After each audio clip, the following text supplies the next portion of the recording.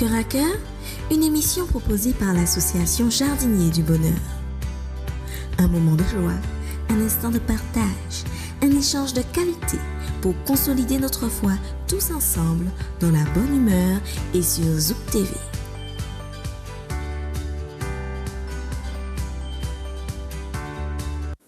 Bonsoir amis jardiniers du bonheur. Quel plaisir de nous revoir ce soir de bonne humeur pour partager le meilleur. J'ai avec nous le privilège de rappeler que Manuela est à nos côtés à la réalisation pour cette magnifique mise en onde, mais j'ai aussi comme invité quelqu'un que vous connaissez. Bonsoir Eddy, bienvenue. Bonsoir Pascal, merci de m'avoir invité. Mais bien sûr, alors pourquoi est-ce qu'on a eu envie encore d'écouter Eddy? Eddy a quelque chose de particulier. Vous savez qu'Eddy c'est un passionné de Jésus, il aime étudier la parole de Dieu, c'est un jardinier du cœur. Et aujourd'hui, il sera question d'Éden en Éden. Alors comme on n'a pas invité Eddy. C'est sûr, si on regarde bien, on sort de quelque part, on retourne là où on était sorti, eh ben, je pense qu'il n'y a que du bonheur à retourner dans l'Éden, où, comme le chant le dit, le paradis perdu, où nous pouvons y retourner encore à nouveau, ce serait formidable. Alors, un paradis perdu qui est aujourd'hui retrouvé. Alors, il sera question dans ce partage d'Éden. Alors, l'Éden, ça fait toujours référence à quelque chose qui nous exalte, voilà. Au paradis. Le paradis, c'est quelque chose qui nous réjouit en tout cas. Alors, Eddy, de quoi est-il question vraiment? Qu'est-ce que la parole de Dieu vient nous donner de réconfortant en nous parlant de l'Éden? Parce qu'en Éden, il s'est passé des choses terribles. Oui, c'est sûr qu'il s'est passé des choses terribles. Mais avant même de penser à cela, on va essayer de regarder comment elle était, cet Éden-là. Ça veut dire que quand Dieu va créer, la semaine, chaque fois, la parole dit « Dieu dit ». Ça veut dire que Dieu pense à la chose, c'est dans sa pensée, dans son esprit, et il le visualise, et après, la bouche parle, et la chose se réalise. Ça, nous le voyons tout autour de la création. Il dit... Que la lumière soit... Pas la lumière. Ah, pas le début. Pas le début. Je dirais à partir du deuxième jour. D'accord, parce que la lumière, c'est autre chose. Parce que quand il parle de lumière, il dit pas cela fut ainsi. Tu vois? C'est quand il crée qu'il dit cela fut ainsi. La lumière, par contre, c'est une présence qui vient dans les ténèbres. D'accord. C'est autre chose. Pas... On y va step by step. Alors, okay. on te suit. D'accord. Alors, je dirais que Dieu parle, il pense, après, la chose se réalise parce qu'il va le parler, il va dire, et on va voir, par exemple, la terre apparaître, on va voir le soleil, on va voir les étoiles. Parce que, tout ça, on pourra le voir dans Genèse. Voilà, on peut le voir dans le Genèse chapitre 1. C'est-à-dire que Dieu a pensé, il dit la chose, parce que n'oublie pas aussi, la parole de Dieu, c'est lui, c'est le souffle, c'est la vie. Donc, la chose vient à l'existence, la chose prend corps, la chose prend vie.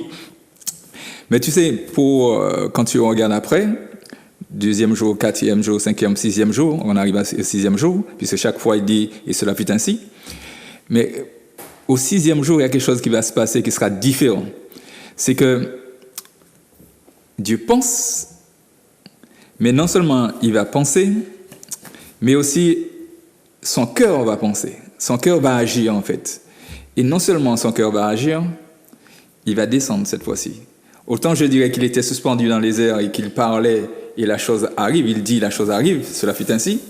Mais là, au sixième jour, pour l'homme, c'est dans son esprit, c'est dans son cœur de le réaliser.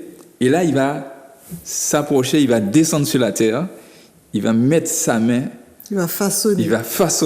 Tu vois comment c'est beau, merveilleux, quoi. Ah ouais, c'est merveilleux, c'est formidable. C'est-à-dire qu'il y a toute la tendresse, tout l'amour, toute la pensée de Dieu pour venir et puis donner vie à l'homme. Et cela, c'est formidable, c'est incroyable, mais c'était merveilleux. C'est tellement merveilleux qu'avec de la matière, cette matière devient animée par son souffle. Voilà. Un souffle divin. Donc en chacun de nos amis jardiniers, nous portons le souffle divin. La vie de Dieu. Et c'est très important parce que parfois, on peut se lever le matin, partir, peut-être on n'a pas le temps de prier, mais il ne faut jamais oublier que la vie que nous avons aujourd'hui, le mouvement et l'être, tout vient de Dieu qui a mis son souffle de vie dans les narines d'Adam et que Adam a pris vie, et ainsi nous aussi, puisque nous étions tous en Adam. Donc c'est vraiment une grande joie, un bonheur, je veux dire, ineffable de se trouver en la présence de Dieu et de recevoir la vie de Dieu. C'est vraiment quelque chose de très merveilleux. Donc après cela, après le 6e jour, la Bible dit que Dieu se reposa. Je dirais que tout était bon en fait. Tout était fini, tout était très bon. Il était fatigué, Dieu, alors? Non. C'est pas qu'il était fatigué. C'est qu'il n'avait plus rien à faire. Quand il crée, et qu'après, il y a l'homme, ça veut dire que quand l'homme vient, eh ben, il ne manquera de rien. Dieu a tout pourvu à son bien-être. Et ce jardin était quelque chose de merveilleux. J'essaie d'imaginer parfois, mais c'était vraiment un bonheur ineffable. Mais au 7e jour, il se repose. Parce que tout est bon, tout est accompli. Mais il ne faut pas oublier que le 7e jour de Dieu, c'est le premier jour de l'homme. Ça, c'est quelque chose... Alors, qu'est-ce que ça veut dire? Dis-nous. Ça veut dire que tout ce que Dieu a créé, c'est pour l'homme. Il a planifié les choses, il lui a mis à manger, il lui a mis de l'air, il lui a mis le soleil, il lui a mis la lune, les étoiles, tout cela encore pour qu'il puisse voir, qu'il puisse agir, qu'il puisse penser, qu'il puisse intervenir dans toutes ces choses que Dieu a créées pour lui. Mais quand Dieu arrive au 7e jour, il se repose, ça veut dire que Dieu lui-même donne ce jour à l'homme. Le sabbat a été fait pour l'homme, par exemple. C'est un verset biblique. Hein? Mais non seulement ce jour-là, il va poser quelque chose de spécial, sa bénédiction. Dieu va bénir ce jour-là. Et non seulement il va le bénir, mais aussi il va le sanctifier. Alors, est-ce que cela suppose que Dieu s'intéresse à notre mieux-être parce qu'il a pourvu avec l'air, le soleil, mais qu'il a à cœur de notre bien-être et que ce bien-être-là passe par ce repos de contemplation, d'adoration? D'adoration, c'est ça. C'est-à-dire que quand l'homme arrive et que c'est son premier jour, eh ben, il est en admiration devant tout ce que Dieu a fait pour lui. C'est comme une mère qui attend un enfant et que l'enfant arrive. La mère a déjà tout pourvu, à sa chambre, les couleurs, les draps, tout ce qu'il faut, quoi. Donc, la layette. La layette, voilà.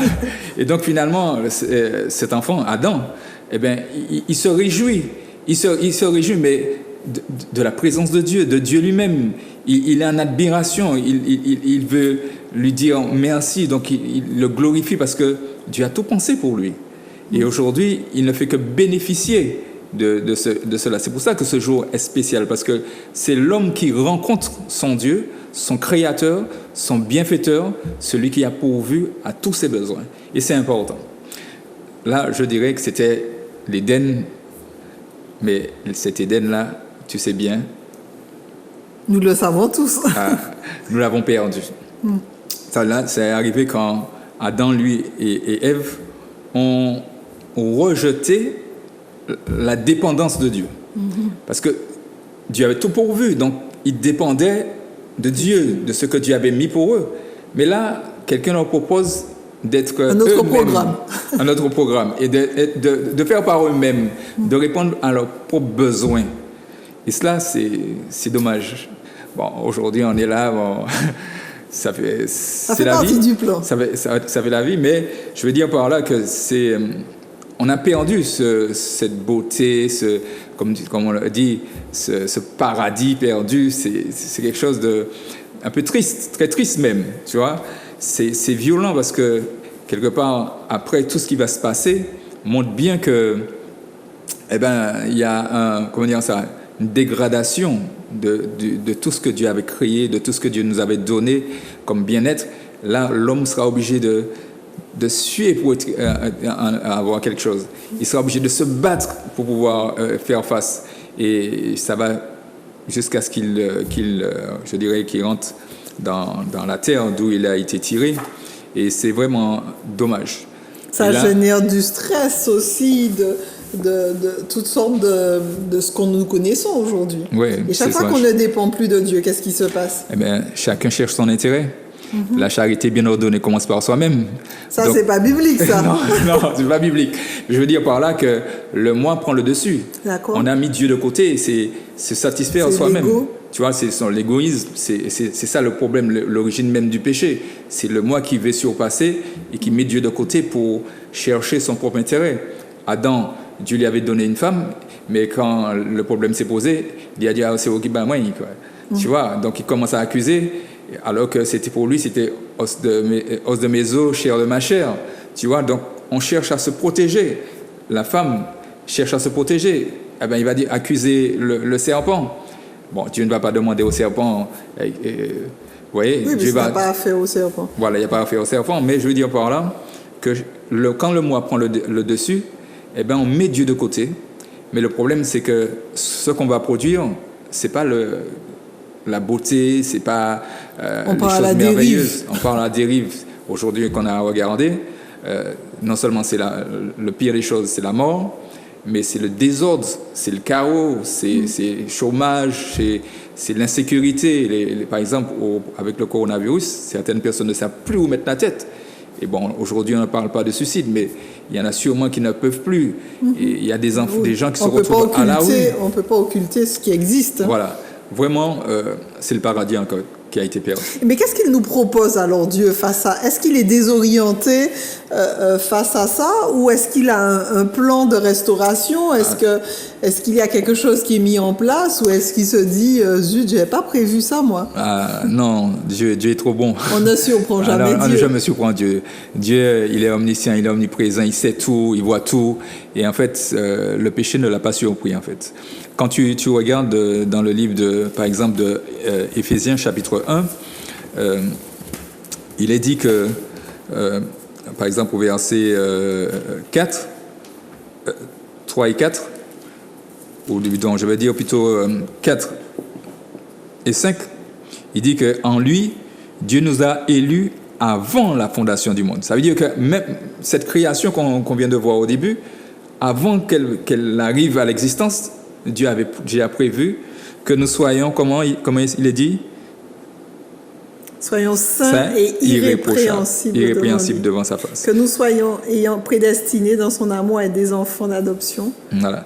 Et après, il nous dit, nous ayant prédestinés, comme tu dis, dans son amour, à être des enfants d'adoption. Ça veut dire qu'il savait que l'homme allait perdre ce qu'il lui avait donné, mais il avait déjà prévu de nous ramener, de nous adopter. Voilà. Donc, rien ne surprend Dieu. Dieu est amour, et n'oublie pas qu'il a mis sa main pour nous former. Donc, il a mis son cœur, il a mis toute sa pensée, tout son être.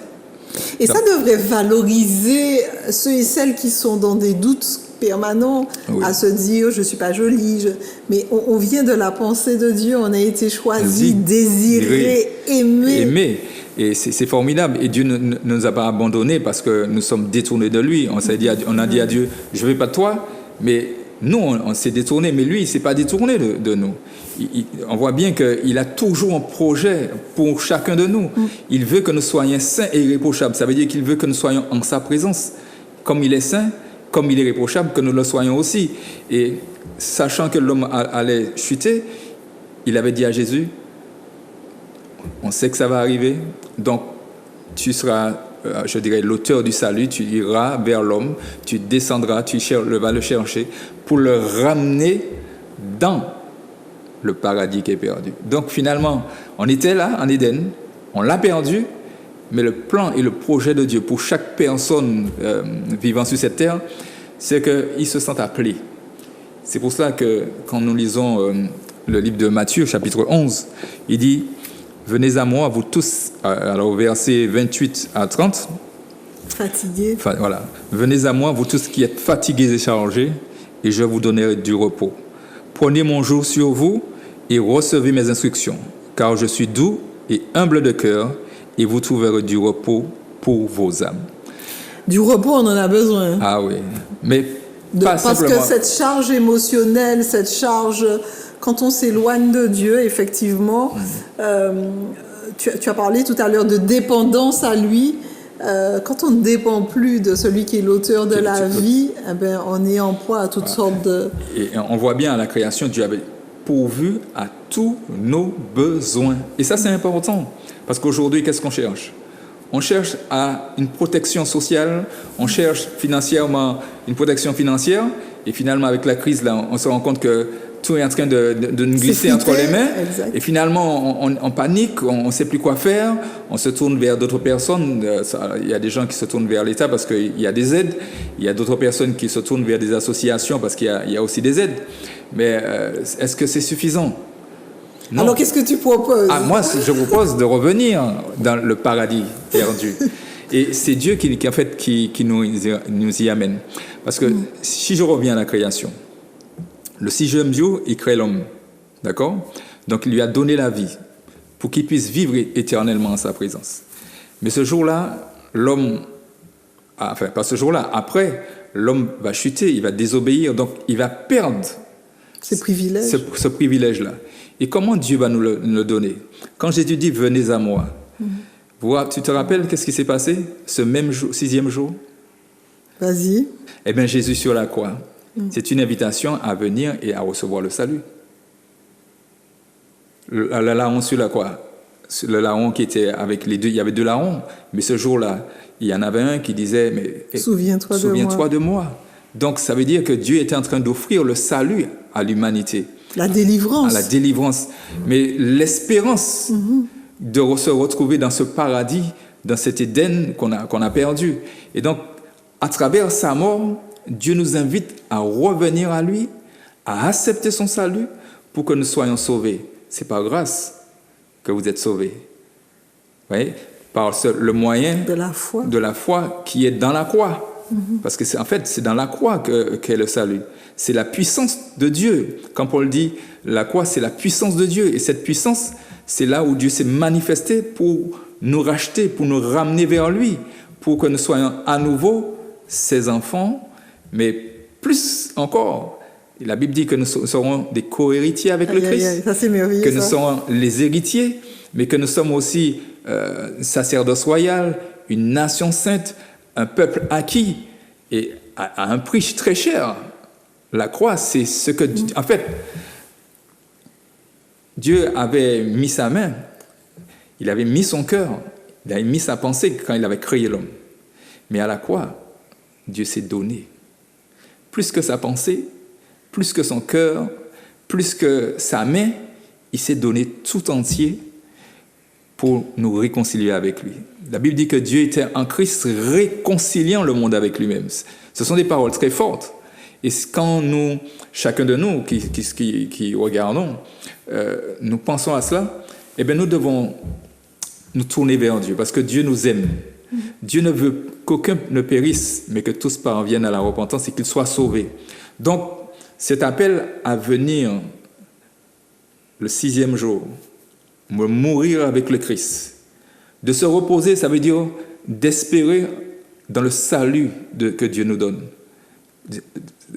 Jésus, il se reposa le septième jour, parce que Dieu avait tout accompli, c'est ce qu'il a dit sur la croix quand il meurt, tout est accompli, donc il n'y a plus rien à faire. Il se repose en attendant que Dieu puisse venir le premier jour de la semaine, le réveiller pour que enfin commence l'éternité. Mais pas seulement pour Jésus qui est ressuscité, mais nous étions aussi en lui. Et c'est là que nous retrouvons l'Éden perdu. J'invite, c'est vrai, c'est formidable, j'invite tous ceux qui nous regardent à imaginer cela, mourir avec le Christ le sixième jour, se reposer parce que Dieu a fait les choses parfaites, tout est accompli, comme il le disait au moment de la création, cela fut très bon, tout est accompli, il n'y a plus rien à faire, le salut est acté, le salut est posé, mais aujourd'hui, nous sommes invités à venir, à mourir, à nous reposer dans ce salut, pour que, comme Christ est ressuscité d'entre les morts, nous aussi qui sommes en lui, nous ressuscitons aussi, et cela pour la vie éternelle. Donc, chers amis, ceux qui nous regardent, il y a de l'espoir. Espérance. Il y a de l'espoir. En tout cas, j'en suis bouche bée. Je pense, comme nos amis téléspectateurs, c'est une véritable preuve d'amour. Ah oui, Dieu nous aime d'un amour. Comme je disais, là, c'est tout son être qu'il a donné. C'est toute sa vie qu'il a offert à l'humanité. Ce qui est dommage, c'est parfois, c'est que il y a de ceux qui ne savent pas cela. Et donc, l'opportunité aujourd'hui, vous avez l'opportunité aujourd'hui de l'entendre, que ce salut est à la portée de tous. C'est pour moi, c'est pour toi, mais pour tous ceux qui nous regardent. La Bible, il y a un verset qui dit que aussi loin, la pensée du verset dit, en fait, je vais le donner globalement l'idée. Voilà, l'idée, c'est que tu sois juif, que tu sois grec, que tu sois japonais, quelle que soit ta nationalité, si tu entends ce message, le salut t'est offert. Merveilleux. Alléluia. Merveilleux. Dieu est bon. En tout temps. Et donc, quand ces choses sont encore dans sa pensée, parce que nous n'avons pas encore cette nouvelle terre, ces choses sont dans son cœur, le désir de nous l'offrir, et il nous l'a montré, mais bientôt, la réalité sera là, concrète. Donc il faut qu'on vive en fait dans l'attente, dans l'espérance du salut que Dieu nous a. Et qu'on cultive cette foi-là de ce qu'il dit, il le réalise.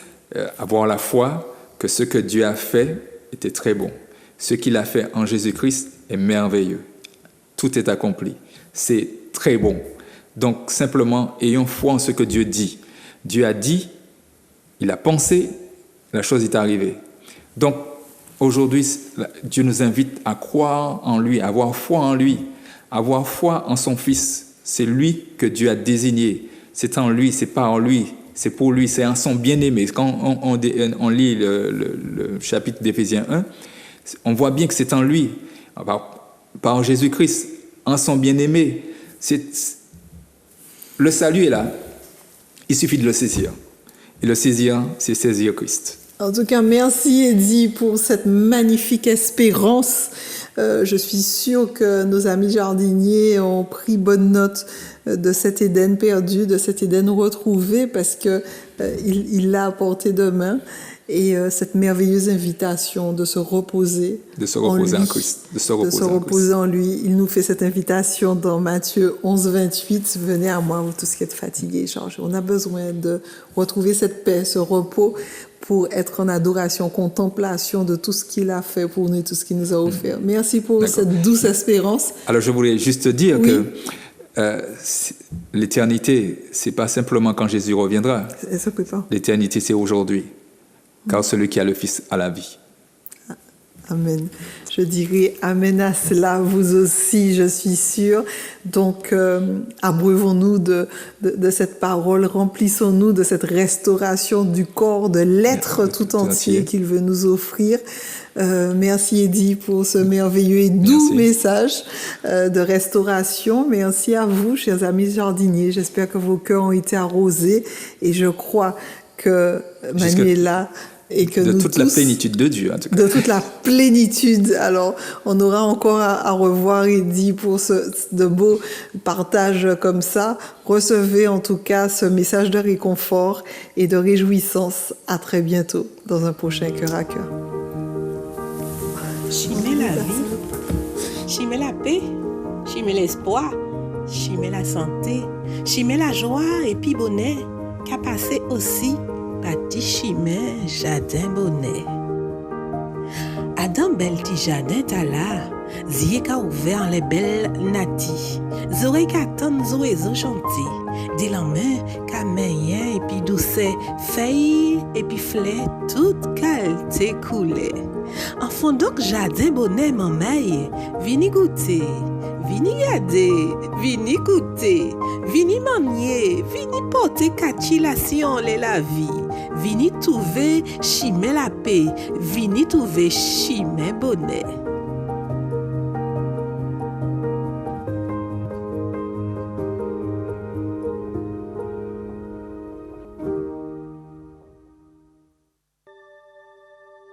Cœur à Cœur, une émission proposée par l'association Jardiniers du Bonheur.